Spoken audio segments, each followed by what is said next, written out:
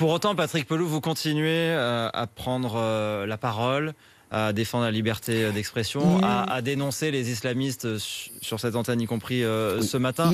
Vous pourriez vous dire, il faut être prudent et je me fais discret. Eh bien, ils auraient gagné. Parce que ce qu'ils veulent, c'est nous faire taire. Et ils ont gagné quand d'un coup, les dessinateurs disent « on ne dessine plus le prophète ».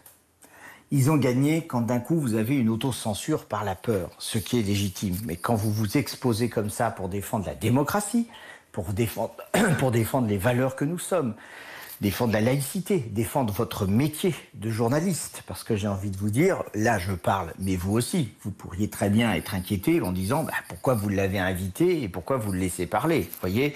Donc c'est tout ça. Et puis, il y a tout un jeu sur la culture. Vous savez, s'ils s'en sont pris à Salman Rushdie, ils s'en sont pris à un intellectuel surpuissant. Et je rejoins ceux qui sont en train de dire qu'il faut faire Salman Rushdie prix Nobel de littérature pour marquer le fait qu'au niveau international, on soutienne cet intellectuel. Je vous rappelle juste, pour ceux qui vont dire n'importe quoi sur une interprétation sur le racisme ou sur cette islamophobie qui n'existe pas. D'accord.